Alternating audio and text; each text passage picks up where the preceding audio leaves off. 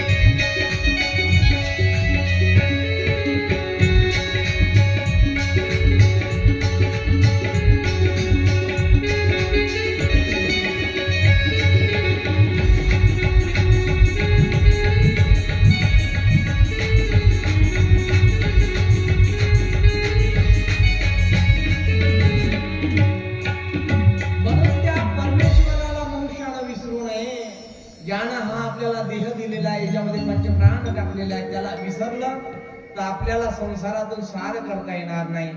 नाथ बाबा आपल्या हरिपाठाच्या 3ऱ्या चरणामध्ये म्हणतात, 3रा अभंग आहे हरिपाठामध्ये नाथ बाबांचा. ओळखिला हरी धन्य तो संसारी, मोक्ष त्याचे घरी सिद्धी सहित. त्याच्या घरी सिद्धी येईल ज्यानं देवाला ओळखलं. ज्यानं मी मी मी मी केलं त्या नष्ट झाल्याशिवाय राहत नाही. क्यों करता है मेरा तेरा, क्यों करता है तेरा मेरा, कोई न साथी जाएगा. शिव नाम तू जप ले बंदे, शिव नाम तू आएगा. शिव नाम जप ले बंदे, शिव नाम तू आएगा. शिव नाम जप ले बंदे,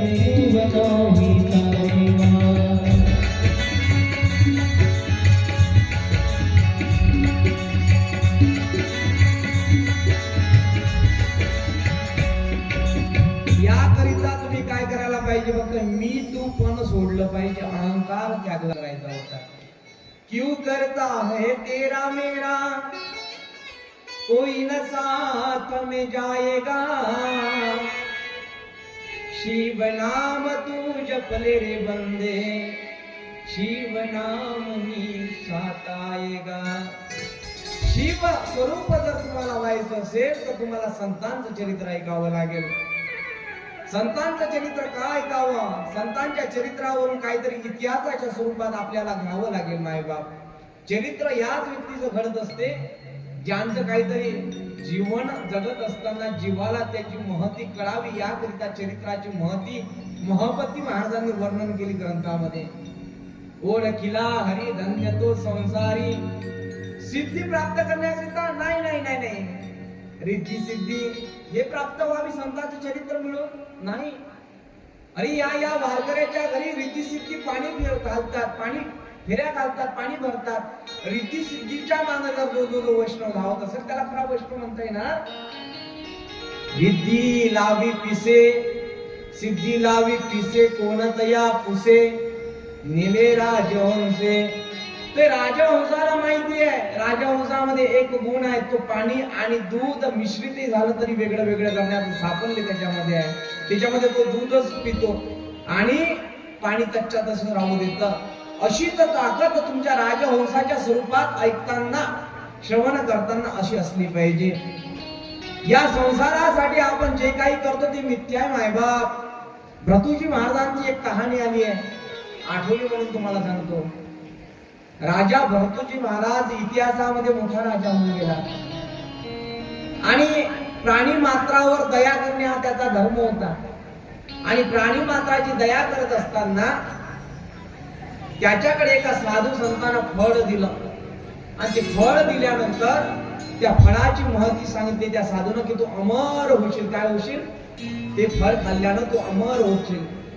भरतुजी महाराज म्हणायला लागले, मी अमर होऊन काय करू? माझा प्रधान जर अमर झाला तर त्या प्रजेचं प्रजाजनाचं संरक्षण तो करेल. म्हणून ते फळ प्रधानाला देण्यात आलं. प्रधानानं मनात विचार केला, मी हे फळ खाऊन काय करू? ज्या प्रधानाचं प्रेम एका भांड्या घासणारीवर होतं, त्या भांडे घासणारी जर वाचली तर मला ती भोग वासना पूर्ण माझी करेल. म्हणून ते फळ त्यानं पुन्हा कोणाला दिलं? भांडे घासणारीला दिलं. हे चक्र फिरत राहिलं. एका राजानं आपल्या पत्नीला ते फळ द्यावं, ते फळ राजाच्या पत्नीला प्रधानाला द्यावं, तेच फळ प्रधानाचं भांड्या घासणाऱ्या त्या कामगारींना द्यावं. आणि इकडे पाहता पाहता ते फळ तिच्या मनात अंतःकरणामध्ये निर्माण झाला भाव, हे फळ मी काय करू खाऊ? जर मी खाल्ले तर मी भांडेच घासायचं काम करेल, पण ते फळ माझ्या राजानं जर खाल्लं तर तो प्रजेचं संरक्षण करेल. ते परत फळ राजाकडे जाते. मायबाप सांगायचं तात्पर्य, जसं ते फळ फिरलं तसं तुम्ही फिरून राहिले पुन्हा पुन्हा पुन्हा पुन्हा. याला जीव लावतात, त्याला जीव लावतात, त्याला जीव लावतात, त्याला जीव लावतात. सगळं मिथ्या आहे. माणसालाही दुःख येऊ शकते मायबाप. आपले सण कशाकरिता आहे, उत्सव कशाकरिता आहे? संतांचं चरित्र साधुतेच्या भावानं राजस्थान मध्ये सण उत्सव होतात. मेवाड या प्रांतामध्ये संत श्री मीराबाई म्हणून असंख्य प्रकारचे संत झाले, त्यातली एक मीराबाई आहे. मीराबाईचं चरित्र जर आपण पाहिलं तर डोळ्याच्या नयन कक्षेमधून अश्रूच्या धारा लागतील मायबाप. 9 वर्षाची मीराबाई लहानपणापासून कृष्णाची भक्ती ओढ लागावी आईच्या सांगण्यावर. कुंवर सिंग वीर कुहरी या मीराबाईच्या आईचं नाव. वीर कुहरीनं सांगावं, आई तिच्या घरामध्ये लग्न होतं वीर कुहरीच्या. आई आज आपल्या घरामध्ये काय आहे ग? वीर कुहरी छोट्याच्या 8 वर्षाच्या बालिकेला सांगते की आज आपल्या घरामध्ये कर्तव्य आहे. कर्तव्य नाव विवाह आहे. अगं आई, विवाह कसा असतो ग? काय असते? एक जीव दुसऱ्या जीवाला अतिभोग परिपावनानं स्वतःच अस्तित्व विसरून तो निमून तिच्यामध्ये प्राणित होतो.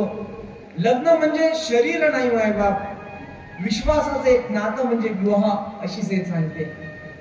शरीराची भूक भागवणं म्हणजे प्रेम नाहीये, ते फक्त क्षणिक आकर्षणाकरिता.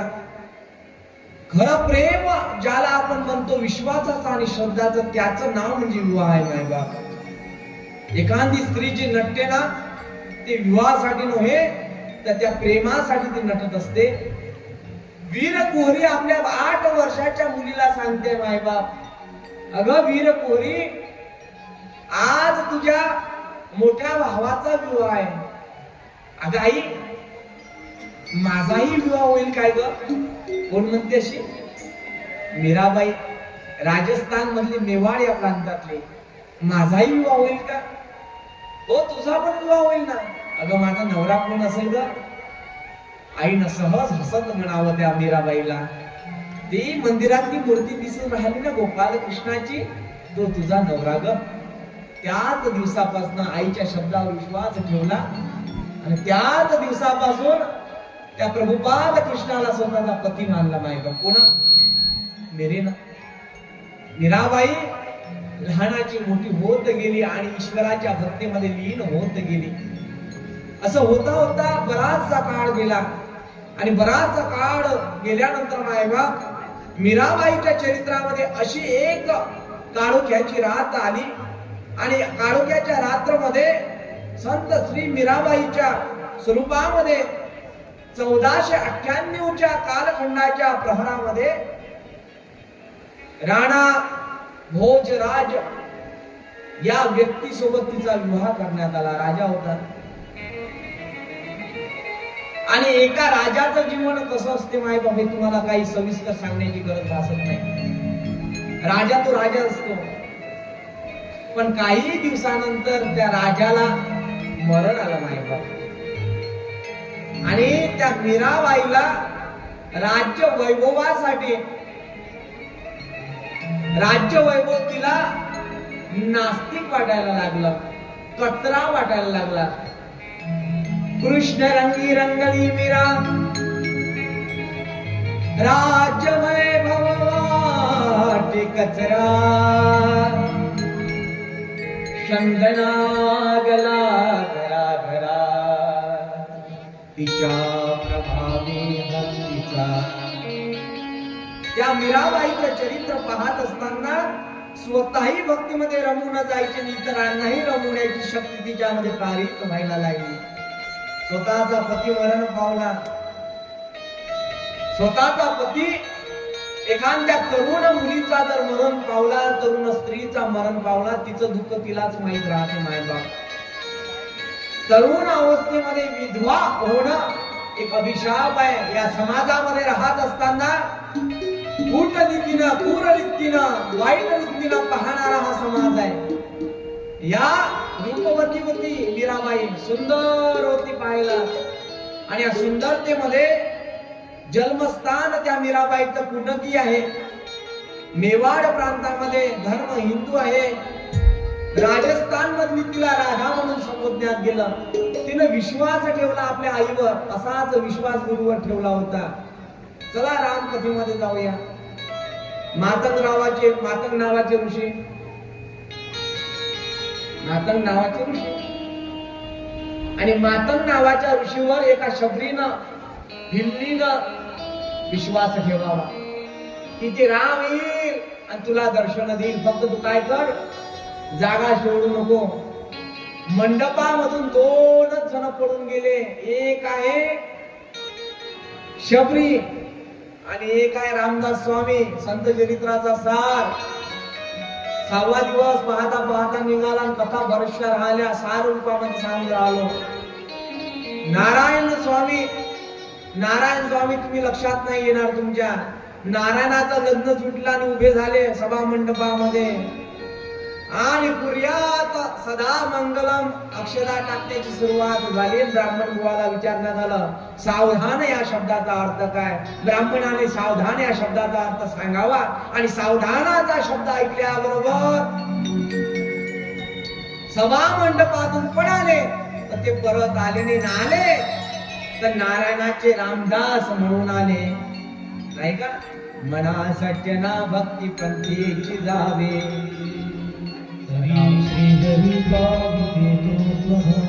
या प्रकारची स्थिती रामदास स्वामींची झाली. एक विश्वास ठेवला होता रामदास स्वामींना हनुमंतरायावर आणि एक विश्वास ठेवला होता शबरीनं. शबरीच्या लग्न मंडपामध्ये असंख्य प्रकारचे बकऱ्यांचं बलिदान चालू होतं आणि तिनं शबरीनं आपल्या वडिलांना विचारलं, बाबा हे बकरे कशाकरिता आणले आहे? ते जनावर कशाकरिता आणले आहे?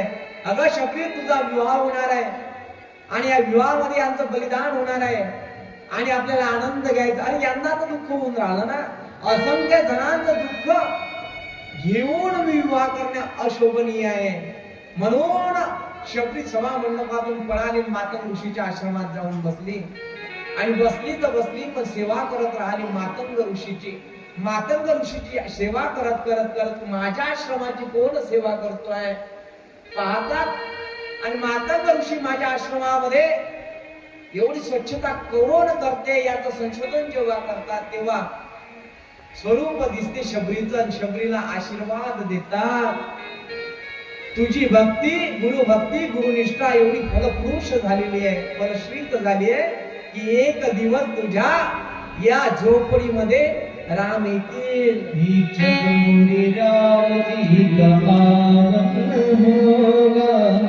जब मोरे राम जी का आवन होगा, शबरी की कुटिया पावन होगा। जब मोरे राम जी का आवन होगा, शबरी की कुटिया पावन होगा। दर्शन होगा, साथ साथ शबरी का दर्शन होगा। शबरी की कुटिया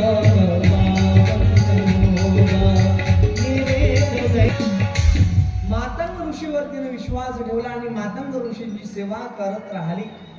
एवढी सेवा केली की एक दिवस रामाला यावं लागलं. तिच्या तोंडातले उष्ट गोळे खावे लागलेत साहेबा. एवढी ताकद आपल्यामध्ये असली पाहिजे. आपली ताकद आपण आपल्या संसारामध्ये दाखवतो, परमार्थात दाखवल्याशिवाय न दाखवतो. ती संसारात न दाखवता ती परमार्थामध्ये ती ताकद दाखवावी. मनुष्यानं जीवनामध्ये आल्यानंतर काहीतरी करावं. मी पैशाच्या बाबतीत बोलून नाही राहिलो, धनाच्या बाबतीत नाही बोलून राहिलो. आध्यात्मिक उन्नती कोणत्या मार्गातून होईल नाही का? हे शरीर याची उत्पत्ती अशी झालेली आहे की उलट आलेलं आहे, सगळं उलट आहे. ह्या गर्भातही होता तो उलटाच होता. एक असा वटवृक्ष आहे की हा उलट आहे, याच्या मुळावर आहे आणि खाली पालवी आहे. महाराज म्हणाले भगवद्गीतेच्या 15व्या अध्यायामध्ये पहिला श्लोक येतो, ऊर्ध्वमूलमदशात मश्वस्तम प्रावुरव्ययम छंदांसि यस्य वर्णानि यस्यं वेदस्य वेदविद.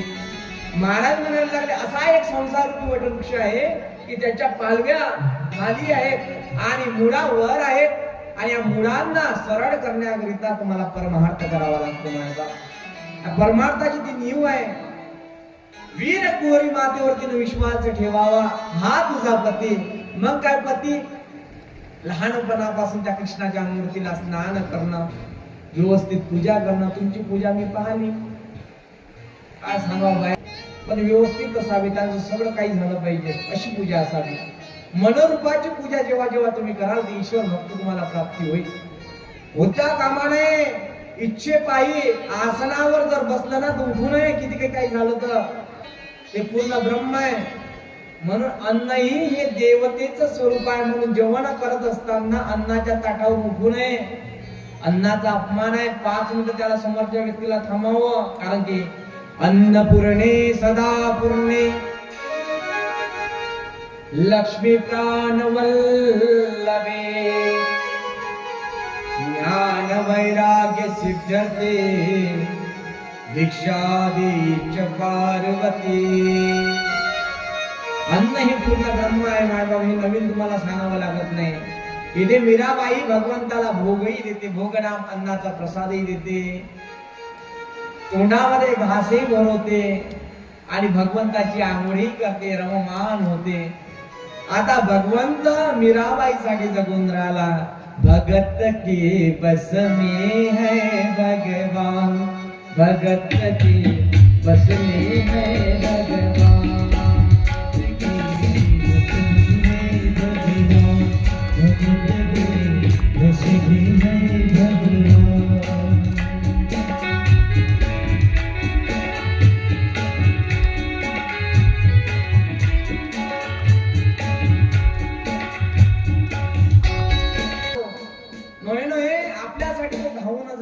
याच्यामध्ये मोठेपण आहे. देवाच्या पाठीमागे लागणे याच्यात काही मोठेपण नाही. देव आपल्या पाठीमागे लागला पाहिजे, म्हणजे आपण पतीचं पावन झाल्याशिवाय राहत नाही. तिकडे मीराबाई पाहता पाहता लहानाच्या मोठ्या होत गेल्या. विश्वास होता आईचा सांगण्याचा की हा तुझा पती आहे. पुढे राजासोबत विवाह झाला. राजा मरण पावला. मरण पावल्यानंतर आता कृष्णाच्या प्रेमामध्ये पडलेली ती मीरा हातामध्ये चिपड्या घेतलेल्या आहे, गळ्यामध्ये मंजीर टाकली आहे आणि भगवंताच्या याच्यामध्ये लीन होते आहे. लीन होते आहे मायबाप, लीन होते आहे. तिच्यावर असंख्य प्रकारचे आघात झाले. मीराबाईला मारण्याकरिता असंख्य प्रकारची द्विधा निर्माण झाली. कूटनीती निर्माण करण्यात आली. प्रधान सेवक असो, कुंवर सिंग असो, यांना अन्याय अत्याचार तिच्यावर केले. वाईट नजरेनं तिच्याकडे पाहिले. तरुणी होती मीराबाई. मीराबाईचं सचरित्र पाहत असताना तिला मारावं याकरिता फुलाच्या खाली साप त्या टोपलीमध्ये पूजेच्या साहित्यामध्ये नेण्यात आला. कुंवरसिंहानं पाठवला होता आणि तो कुंवरसिंहाचा साप कधी फुलाच्या स्वरूपात निर्माण झाला त्या पूजेच्या साहित्यामध्ये हे कोणाला माहिती नाही मायबाप. एकदा विषाचा प्याला एका मीरेला मारण्याकरिता विषाचा प्याला पाठवला होता. स्वतः माझी मीराबाई पिली आणि पिल्यानंतर त्यातही अमृत निर्माण झालं. एवढी शक्ती मीराच्या अंतकरणामध्ये आहे मायबाप. हे काहे तेरी अखियों में पानी, काहे तेरी अखियों में पानी, काहे तेरी अखियों में पानी, काहे तेरी अखियों में पानी हो। इश्क दीवानी मेरा प्रेम दीवानी, इश्क दीवानी मेरा प्रेम दीवानी, वो मेरा इश्क दीवानी, वो मेरा प्रेम दीवानी। तेरी अखियों में पानी, तेरी अखियों में पानी, इश्क दीवानी मेरा प्रेम दीवानी, इश्क दीवानी। जय महादेव।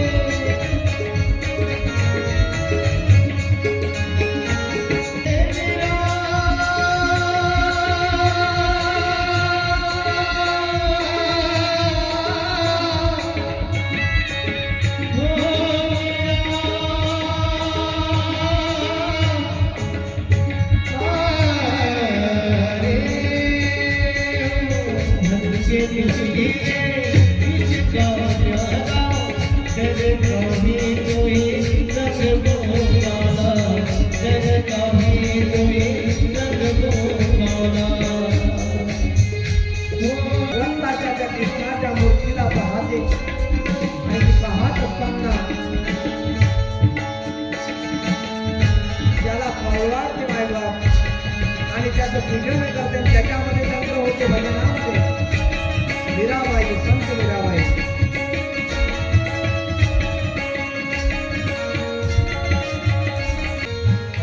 मेवाड या प्रांतामध्ये मीराबाई सतत भगवंताला गुजारते. कृष्णाच्या मूर्तीला जवळ घेते मायबाप. कृष्ण कृष्ण मनामध्ये घेते करते आहे. रात्रंदिवस कृष्णाला सोडत नाही. पती मरण पावला आहे. दुःखाचा भार माझ्या मीरेवर भरपूर प्रमाणात आलेला आहे. तरुण अवस्थेमध्ये पती मरण पावला आणि पावल्यानंतर फक्त आता कृष्ण माझा पती आहे. आईने मला सांगितलं होतं, वीर कुंवरीने सांगितलेलं होतं, हा भाव तिच्या अंतकरणामध्ये आहे. आता कृष्णा वाचून मला कोणी सोडू शकणार नाही.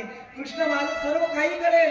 ध्यान, धारणा, उपासना, प्रत्याहार, भोग सर्व काही त्याच्यावर मी देईल. सुपूर्द केला. सुखही देणारा तूच आहे आणि दुःखाचा पालन पोषण करणाराही तूच आहे. मीरेला अट्टहास वाटायला लागला. मीरेनं कृष्णाला जवळ घ्यावं, कृष्णाला कवटाळावं आणि मोठ्यानं किंकारी पडावी. हे कृष्णा, तू मला दुःख दिलं. दुःख याचं नाही की मला पती मरण पावला म्हणून. नाही नाही नाही, तुझ्या कृष्णा मी संसारामध्ये पडल्यानंतर तुझ्या भक्तीचा ठाव मला घेता आला नाही. कृष्णा कृष्णा तुझी मला भक्ती करता आली नाही, मी संसारामध्ये रमून गेली होती, त्या राजाच्या मागे लागली होती. स्वतःच्या अंतकरणाला धन्यता देते आहे मीरा. संत मीरा म्हणायला लागली, आता नाही, आता मी तुझा हात धरलाय, आता नाही सोडणार, अजिबात सोडणार नाही. हा भाव लक्षात घेऊन मीराबाई दंग होते. हे सर्व काही राजा कुंवरसिंग पाहत राहतो. त्याच्या मंतकरणात होत, राजा मरण पावलाय, आता राजाच्या गादीवर कोण बसणार, तर मीरा बसेल, हिला कसा मारावा, हा भाव त्याच्या मनामध्ये आहे. राजकारणाचे छळ चित्र त्याच्या अंतकरणामध्ये बिंबत आहेत आणि त्या छलचित्राचा ठाव घेत त्यानं कूटनीती तयार केली. 4-5 लोकांना सोबत घेतलं आणि मीरा कशी मरेल याचा तो द्वंद्व करायला लागला, विचार करायला लागला, विनय करायला लागला. आणि हे करत असताना मायबाप त्याने एक पहिली कूटनीती केली. त्यानं एका टोपलीमध्ये साप पाठवला, विषाचा कोबरा नावाचा साप पाठवला. 365 जाती आहे सापाच्या, त्यामध्ये 5च विषारी आहे. कुरसे, मण्यार, कोबरा, घोणस, नाही का, असे 5. आणि त्यामधला भयानक जो असेल तो कोबरा नावाचा, त्याला आपण नाग असं म्हणतो.